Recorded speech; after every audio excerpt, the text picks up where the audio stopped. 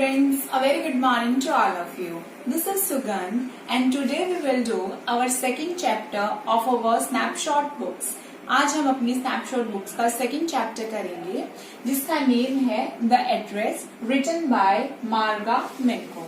Students, I just want to remind you that आप अभी से अपनी चीजें स्टार्ट कर दीजिए, जैसे कि जो इनके ऑथर हैं, राइटर हैं, पोएम के पोएट हैं, उन सब चीजों को कि आप साइड बाय साइड चीजों को लर्न कर सके, ताकि आपको 12th क्लास के लिए आपको वैसे आदत पड़ जाए, आपको 11th में भी साथ के साथ बस आपको 1 और 2 सेकंड में चीजों को रिमाइंड करना है. लाइक मार्गा मेनको आप 2-3 बार रिपीट करेंगे, आपको चीजें साथ के साथ याद होती चली जाएंगी.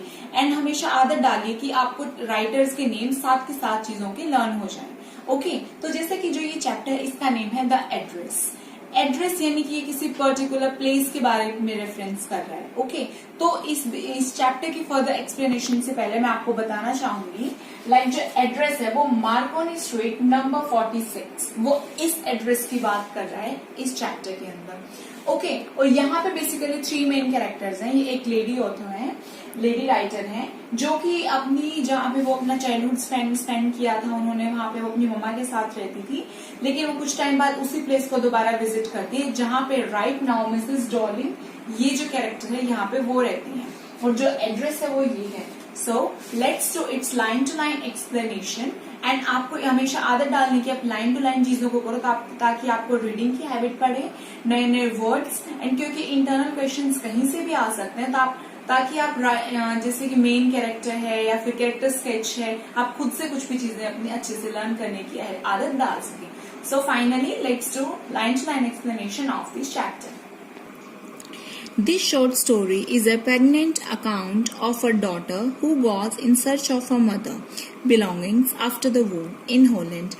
होलैंड प्लेस के अंदर वॉर के बाद जो ये शॉर्ट स्टोरी है ये एक सैड अकाउंट है, यानी कि एक सैड स्टोरी है, एक दयापूर्ण वाली स्टोरी है एक डॉटर की जो कि अपनी मम्मा की बिलोंगिंग्स यानी कि उनकी जो चीजें हैं उनकी सर्च के अंदर वॉर के बाद उस प्लेस पे जाती है.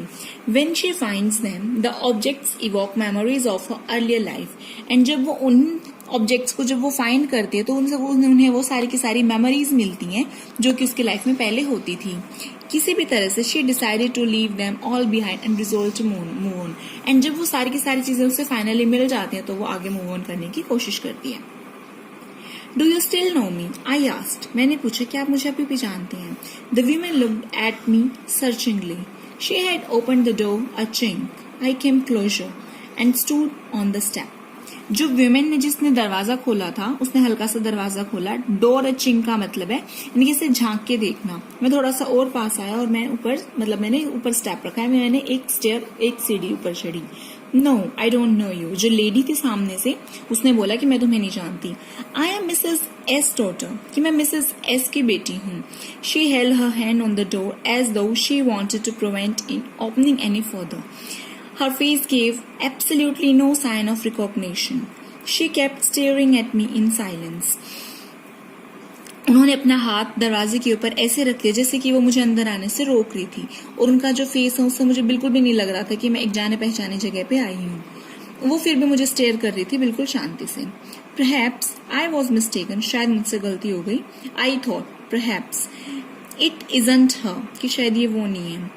I had seen her only once. मैंने उन्हें सिर्फ एक ही बार देखा था.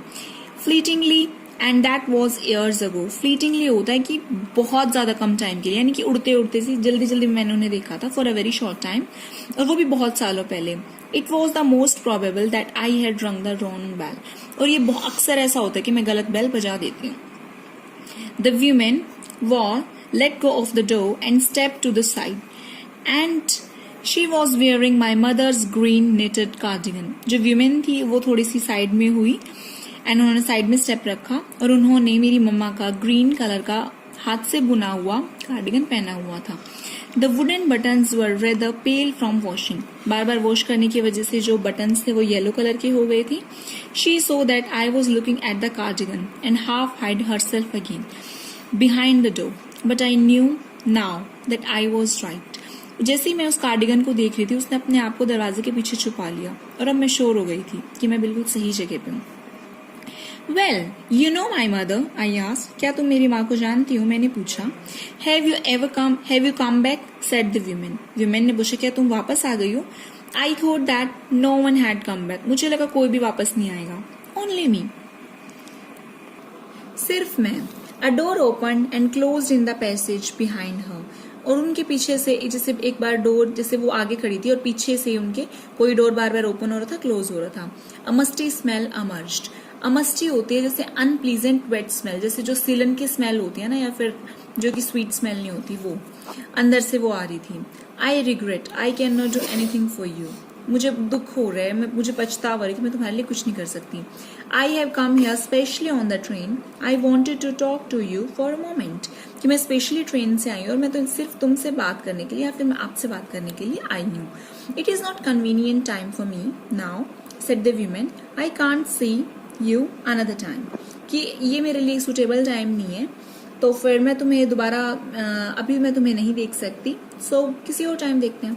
She nodded and cautiously close the door as though no one inside the house should be disturb. उन्होंने जैसे ऐसे गर्दन हिला के और सावधानी से दरवाजा को बंद कर दिया, जैसे कि उन्हें अब कोई भी डिस्टर्ब ना करे.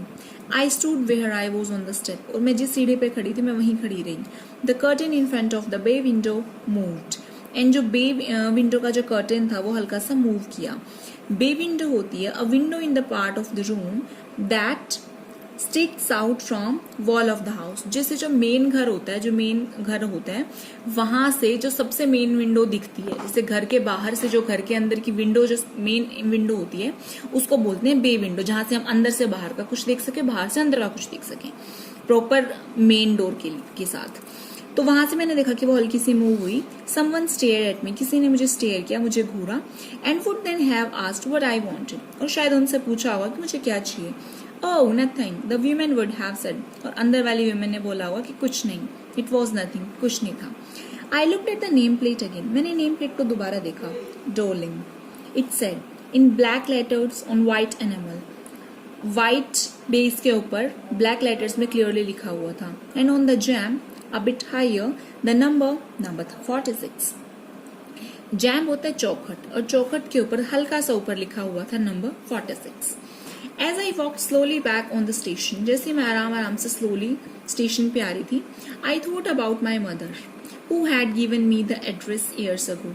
मुझे उस एड्रेस की याद आ रही थी जो कि मेरी माँ ने मुझे दिया था. It had been in the first half of the war, जबकि वॉर का फर्स्ट, जैसे मिड वॉर या हाफ वॉर का टाइम था. I was home for a few days, मैं अपने घर थी. And it struck me immediately that something or other about the rooms had changed. और मैंने फटाफट से नोटिस किया कि मेरे घर में थोड़ा सा चेंजेस हैं. I missed various things. मैंने बहुत सारी चीजों को मिस किया. My mother was surprised. I should have noticed so quickly. और मेरी मामा को इससे सरप्राइज हुई, ऐसा हैरानी हुई कि मैंने छोटी छोटी चीजों को नोटिस कर लिया. Then she told me about Mrs. Dowling. तब उन्होंने मुझे मिसेस डोलिंग के बारे में बताया था. I had never heard of her, but apparently she was an old acquaintance of my mother. कि मैंने उनके बारे में कभी नहीं सुना था, लेकिन वो एकदम से जान पहचान में हमारी कोई नोन निकल गई थी. whom she hadn't seen for years, जिन्हें उन्हें बरसों तक नहीं देखा था, लेकिन इमीडिएटली वो जैसे कोई उन्हें मिल गया था जान पहचान का. She had suddenly turned up and renewed the contact. Since then she had come regularly. कि वो फटाफट से उन्हें जल्दी से मिली, तो उन्होंने अपने कॉन्टेक्ट्स को दोबारा से एक तरह से दोबारा वो एक दूसरे के कॉन्टेक्ट में आए, और तब के बाद वो रेगुलरली उनके पास आने लगी. Every time she leaves here, she takes something home with her. वो जितनी बार भी हमारे घर पे आती, घर से निकलने के बाद वो कुछ ना कुछ अपने साथ अपने घर पे ले जाती. Said my mother. मेरी मम्मा ने बोला. She took all that table silver in one go. वो एक बार में ही सारे के सारे टेबल पे सिल्वर को ले गई थी. And then the antique plates that hung there. और वहाँ पे जो एंटिक, जो जैसे एक डिफरेंट तरह की जो प्लेट्स थी वो टंगी हुई थी, उनको भी अपने साथ ले गई थी. She had trouble lugging those large vases. उन्हें बहुत ज्यादा परेशानी हो रही थी उन बड़े बड़े vases को ले जाने में. And I am worried. She got a crink in her back from the crockery. और मुझे टेंशन हो रही थी. क्रिंक का मतलब होता है जैसे कई बार हमारे बहुत ज्यादा पेन हो जाता है, उसकी वजह से हम हिल भी नहीं पाते. A pain that makes it difficult for you to move easily. हम जैसे बिल्कुल भी मूव नहीं कर पाते, उसे बोलते हैं क्रिक. कि उनकी बैक में जो वो क्रॉकरी ले जा रहे हैं उसकी वजह से उनकी बैक में पेन हो रहा है, बट स्टिल वो चीजें लेके जा रही है मेरे घर से. My mother shook her head pityingly, और मेरी मम्मा ने ऐसे जैसे दया से उनका अपना सिर हिलाया. I would never have dared ask her, और मुझे कभी हिम्मत नहीं हुई कि मैं उनसे पूछ सकूं. She suggested it to me herself, उन्होंने मुझे खुद ही सजेस्ट किया. She even insisted, उन्होंने थोड़ा सा जोर भी लगाया.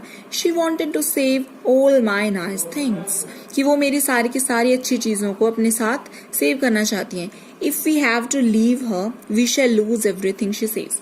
तो जो अभी राइटर की जो ममा हैं, जो मिसेस एस हैं, वो अपने बारे में बता रहे हैं कि अगर हम इस शहर को लीव करें, अगर हम कहीं पे जाएं, तो ये हमारा पूरा का पूरा घर ही ले लेंगी. ये जब भी अपने घर जाते हैं अपने साथ कुछ ना कुछ सामान अपने घर को ले जाती हैं. तो वो जैसे ऐसे बोल रही थी कि अगर हम इस प्लेस को छोड़ें तो मुझे डर है कि हम अपनी हर चीज को खो देंगे. Have you agreed with her that she should keep everything?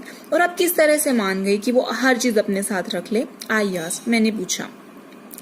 As if that's necessary, शायद कि वो जरूरत ही है एक तरह से. माई मदर क्राइड, मेरी मम्मा ने बोला. It would simply be an insult to talk like that, कि इस तरह से बोलना एक तरह से इंसल्ट है. And think about the risk she is running, और देखो वो किस तरह से रिस्क उठा रही है कि उन्हें पेन है बहुत ज्यादा.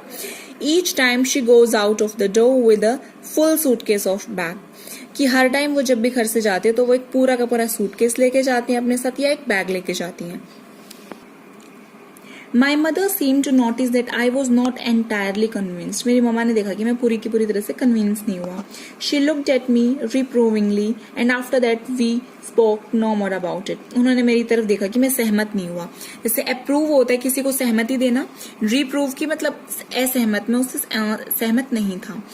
एंड उसके बाद हमने कोई भी बात नहीं की इस बारे में. Meanwhile, I had arrived at the station without having paid much attention to things on the way. और ये सारी की सारी पुरानी चीजें सोचते हुए मैं स्टेशन की तरफ जा रही थी. I was walking in familiar places again for the first time since the war. जो मतलब मैं उन्हीं रास्तों पे, उन्हें जाने पहचाने, फैमिलियर मतलब जाने पहचाने रास्तों पे दोबारा जा रही थी जहां पे मैं वॉर के टाइम, युद्ध के टाइम में अक्सर जाती थी. But I did not want to go further than was necessary. तो मुझे उन रास्तों की तरफ ध्यान देने की मुझे जरूरत सी लगी नहीं, तो मैं इंटरेस्टेड नहीं थी उन सब चीजों को देखने के लिए. I didn't want to upset myself with the sight of streets and houses full of memories from a precious time, कि अपने बचपन से जो बहुत अच्छा टाइम मैंने वहां स्पेंड किया था, एक बहुत प्रेशियस, एक बहुत कीमती टाइम जो स्पेंड किया था, तो मैं बार बार उन नज़ारों को, गलियों को देख के, उन घरों को देख के अपने आप को दुखी नहीं करना चाहती. I don't want to upset, अपने आप को अपसेट नहीं करवाना चाहती थी कि जो चीजें मुझे मेमोरीज दें, जो चीजें मुझे अपनी यादें दिलाएं. In the train back, I saw Mrs. Darling in front of me again. But train के अंदर मैंने देखा Mrs. Darling मेरे सामने दोबारा है. As I had the first time I met her, जैसे कि मैंने पहली बार उन्हें देखा था. It was the morning after the day my mother had told me about her. कि वो एक मॉर्निंग का टाइम था जब मेरी मम्मा ने मुझे उनके बारे में बताया था. I had got up late, और मैं लेट उठी. And coming downstairs, मैं फटाफट से नीचे आई कि मैं डाउनस्टेयर्स मतलब नीचे उतरी सीढ़ियों से. I saw my mother about to see someone out, a women with a broad back, कि मैंने देखा कि मेरी मम्मा मतलब किसी के सामने खड़ी होकर बातें कर रही हैं.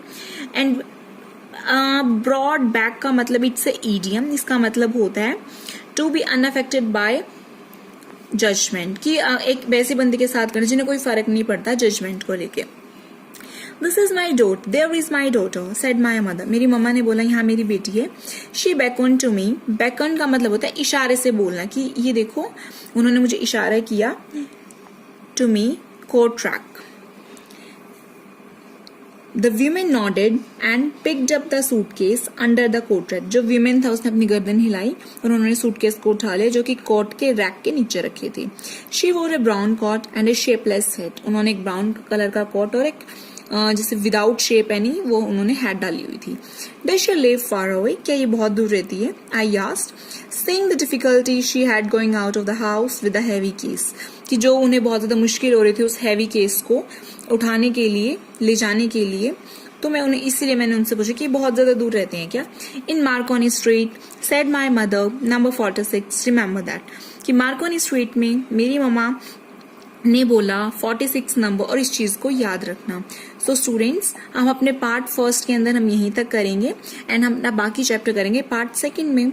Have a beautiful day, take care.